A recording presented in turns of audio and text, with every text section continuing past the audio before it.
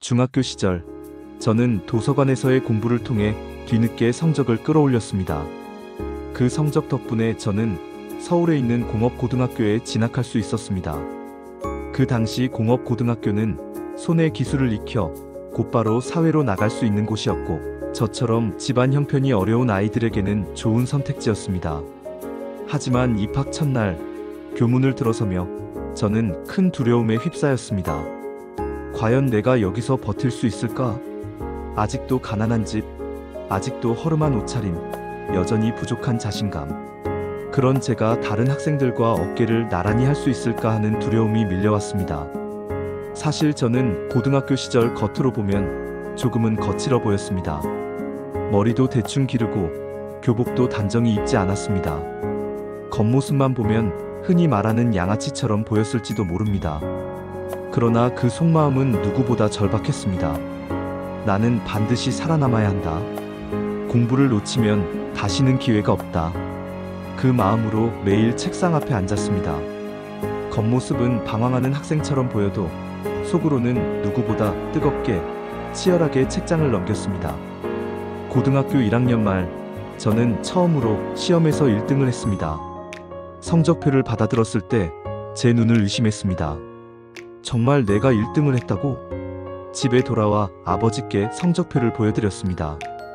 아버지는 처음엔 믿지 않으셨습니다. 술잔을 내려놓으시고 제 성적표를 한참 바라보셨습니다. 그리고는 아주 오랜만에 미소를 지으셨습니다. 그 미소는 제 어린 시절 이후로 거의 본 적이 없는 귀한 모습이었습니다. 그때 저는 깨달았습니다. 아, 내가 잘하면 아버지가 웃으시는구나. 그 사실 하나만으로도 공부를 멈출 수 없었습니다. 1등을 했던 그해, 저는 장학금 10만 원을 받았습니다.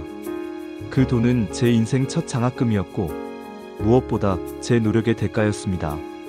저는 아버지를 모시고 중앙시장의 짜장면 집에 갔습니다. 아버지와 마주 앉아 먹던 그 짜장면 한 그릇, 검은 춘장이 면발에 묻어 반짝이던 모습, 그리고 아버지가 미소 지으며 잘했다라고 하시던 그 순간, 그 짜장면은 제 인생에서 가장 달콤한 음식이었습니다. 단순한 면 한 그릇이 아니라 제 인생 첫 번째 성취의 상징이었습니다. 그날 이후 저는 더 열심히 공부했습니다. 학교가 끝나면 도서관으로 향했고 밤늦게까지 문제집을 붙들었습니다. 주말에도 친구들과 어울리기보다 책상 앞에서 시간을 보냈습니다. 물론 힘들 때도 많았습니다. 친구들이 운동장에서 뛰어놀 때 저는 혼자 도서관에 앉아 있었습니다. 나는 왜 이 고생을 하나? 마음속에서 불만이 올라올 때도 있었습니다. 하지만 다시 마음을 다잡았습니다.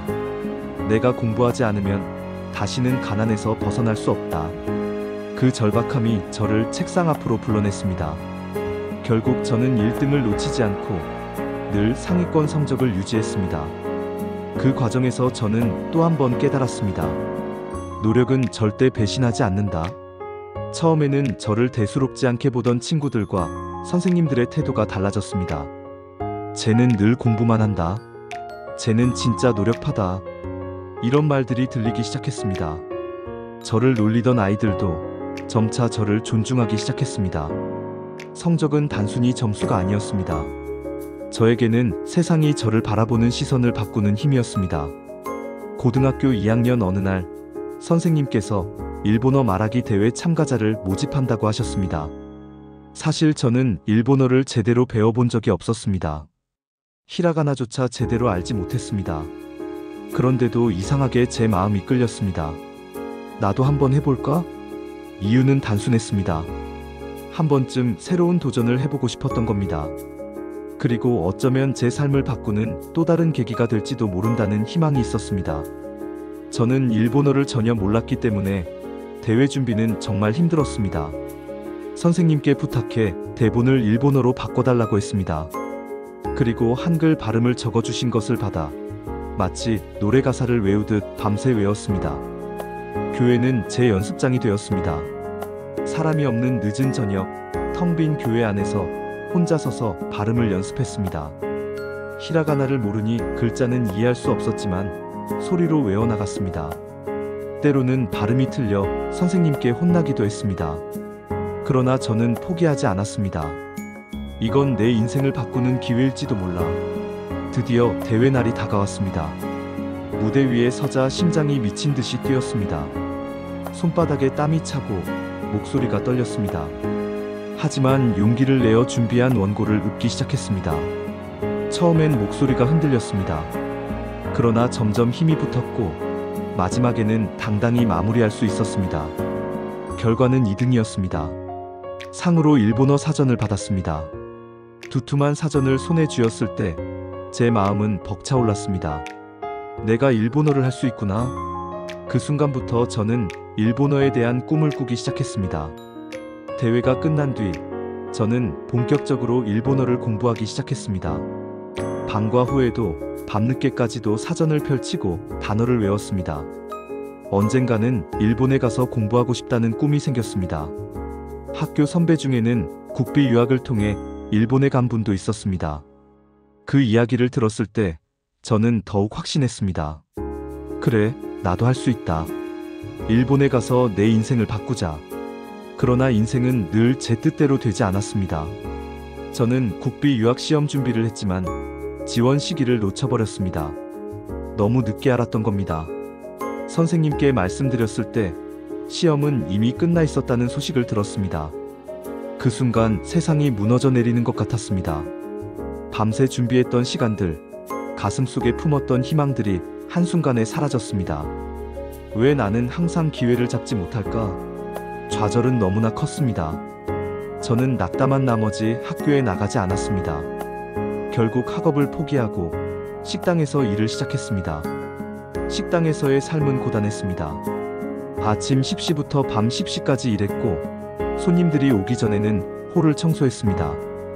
때로는 시장에 나가 야채를 직접 사오기도 했습니다. 몸은 늘 지쳐 있었고 마음은 텅 빈 것 같았습니다. 그러나 그 좌절의 시간 속에서도 저는 깨달았습니다. 나는 아직 끝난 게 아니다. 기회를 놓쳤다고 해서 인생이 끝나는 건 아니다. 비록 일본 유학의 꿈은 잠시 멈췄지만 제 안의 불씨는 꺼지지 않았습니다.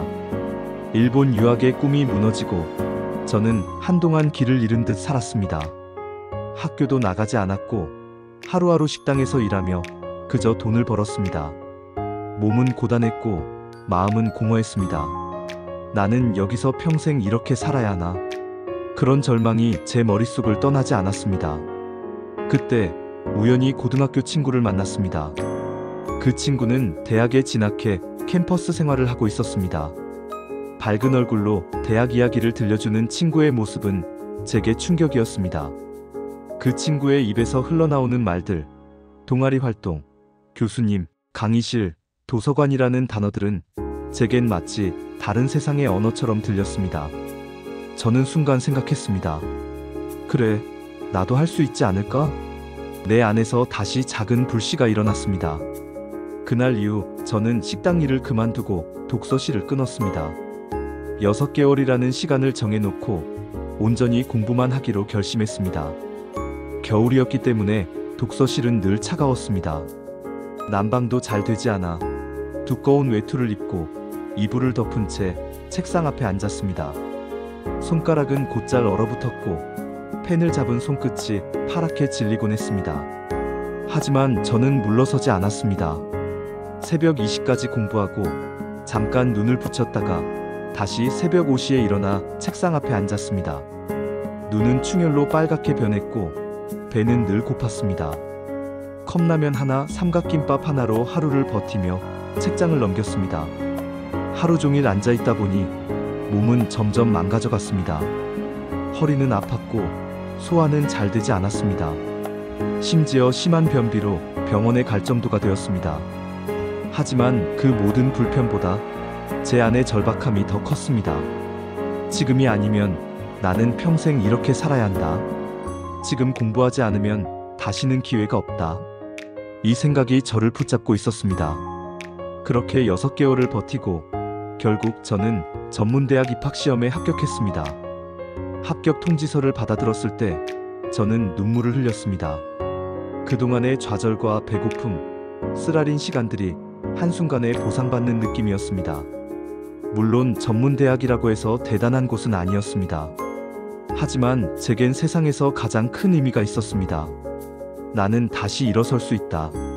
그 사실 하나만으로도 충분했습니다. 합격 후 저는 곧바로 군대에 입대했습니다. 군 생활은 또 다른 훈련이었습니다. 규율 속에서 하루하루를 보내며 다시 한번 제 자신을 단련할 수 있었습니다. 군대에서의 경험은 제게 끈기와 인내를 가르쳐 주었습니다. 제대 후에는 다시 책상으로 돌아왔습니다. 낮에는 일을 하고 밤에는 학원에서 공부하며 자격증을 준비했습니다.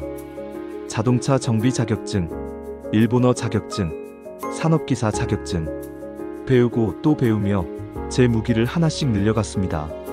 사람들은 종종 저에게 어떻게 그렇게 열심히 할 수 있었냐고 묻습니다. 저는 늘 이렇게 대답합니다. 절박했기 때문입니다. 다른 선택지가 없었기에 저는 무조건 공부하고 무조건 노력해야 했습니다. 그 절박함이 저를 버티게 했습니다.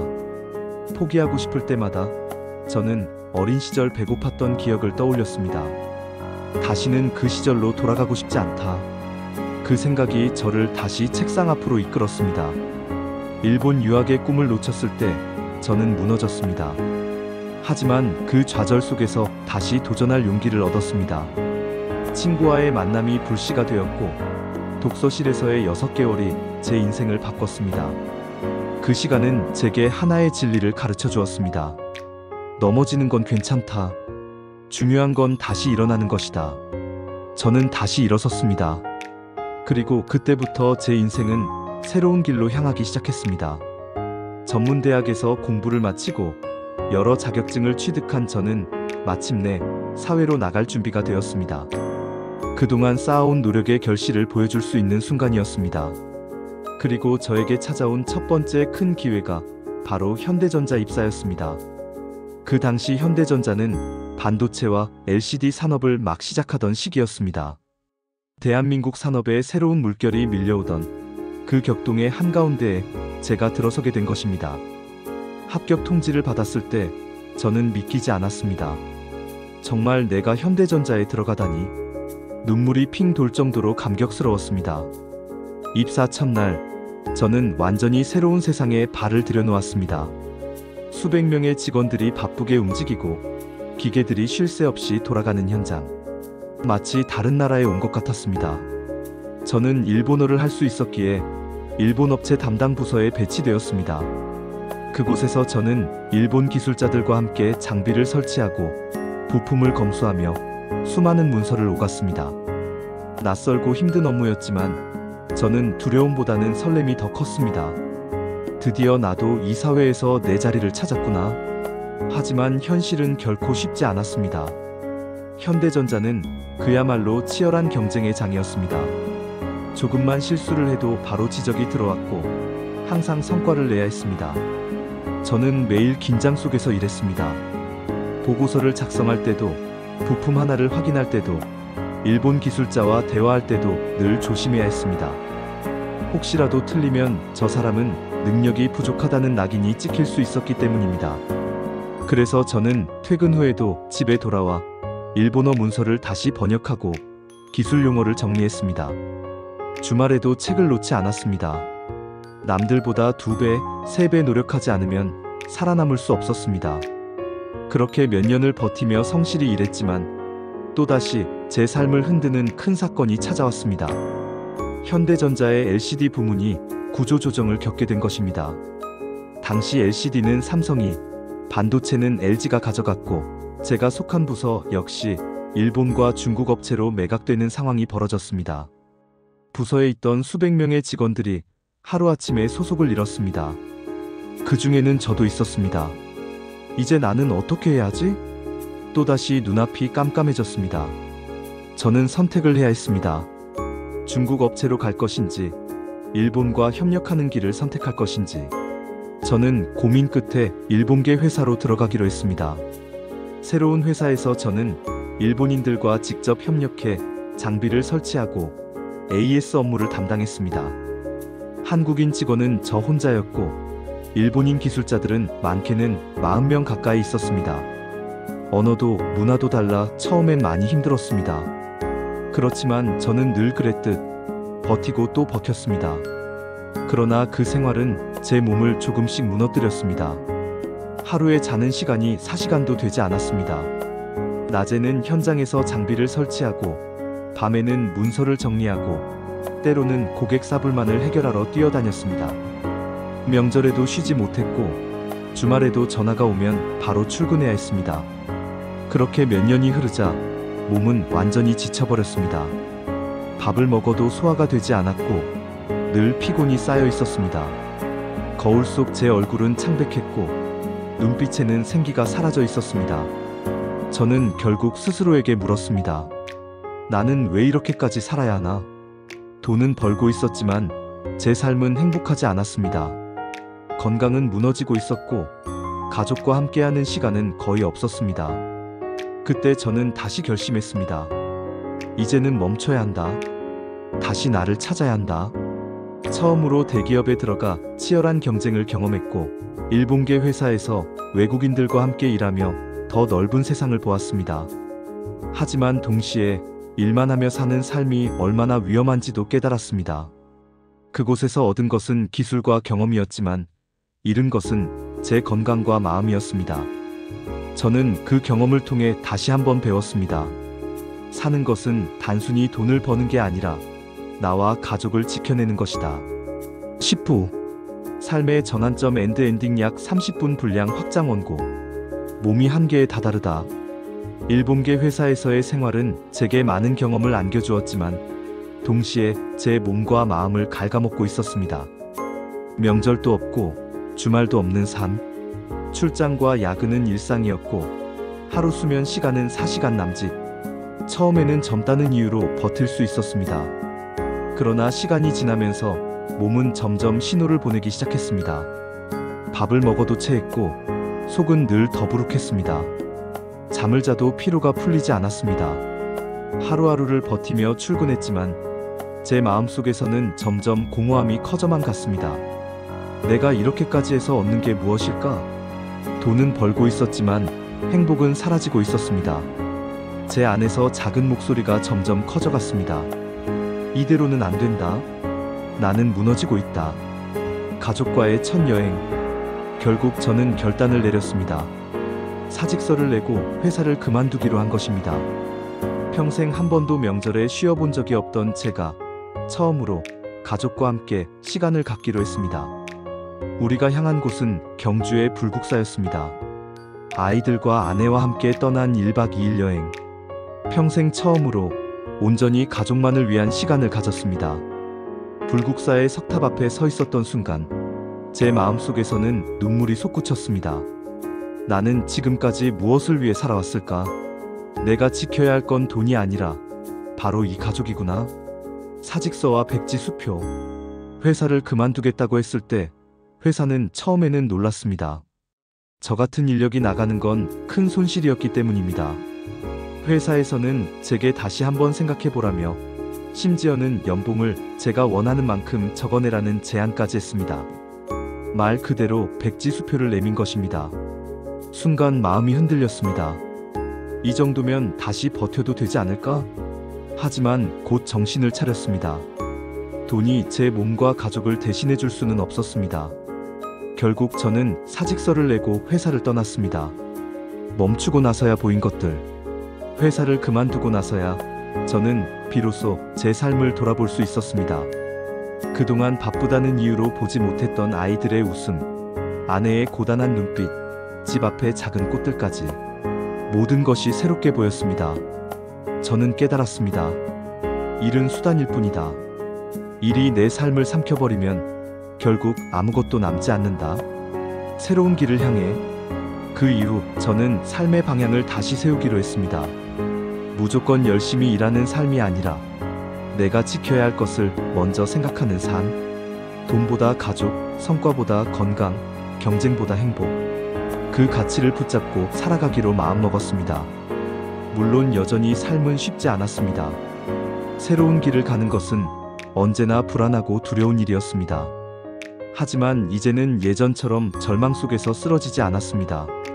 왜냐하면 제 곁에는 가족이 있었고 무엇보다 저는 수많은 고난을 이미 이겨낸 경험이 있었기 때문입니다. 결론 드라마 같은 인생. 돌아보면 제 인생은 한편의 드라마였습니다. 3살의 어머니를 잃고 어린 나이에 아버지마저 세상을 떠나셨습니다.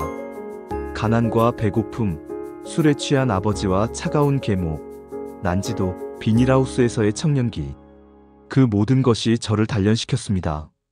그리고 도서관에서의 작은 공부, 고등학교 시절의 1등, 장학금 10만 원과 짜장면 한 그릇, 일본어 대회와 유학의 꿈, 좌절과 재도전, 현대전자와 일본계 회사에서의 치열한 노동, 그리고 결국 찾아온 전환점. 제 인생은 끊임없이 넘어지고 다시 일어서는 과정이었습니다. 그 과정에서 저는 수없이 울었고 수없이 포기하고 싶었습니다. 하지만 그때마다 저는 다시 일어섰습니다. 저는 이제 이렇게 말할 수 있습니다. 넘어져도 괜찮다. 중요한 건 다시 일어서는 것이다. 마무리 메시지. 오늘 제 이야기를 듣고 있는 여러분께 말씀드리고 싶습니다. 여러분의 삶에도 힘든 순간이 있을 겁니다. 좌절과 배고픔, 눈물과 외로움, 누구에게나 있습니다. 그러나 그것이 끝은 아닙니다. 우리의 인생은 언제나 드라마 같습니다. 기쁨과 슬픔이 교차하고 절망 속에서도 희망이 피어납니다. 포기하지 않고 버틴다면 결국 우리는 자기만의 길을 걸어갈 수 있습니다. 저의 이야기가 여러분께 작은 용기와 위로가 되기를 바랍니다. 오늘도 내일도 우리는 살아가야 할 이유가 있습니다. 여러분, 우리의 인생은 언제나 드라마 같습니다.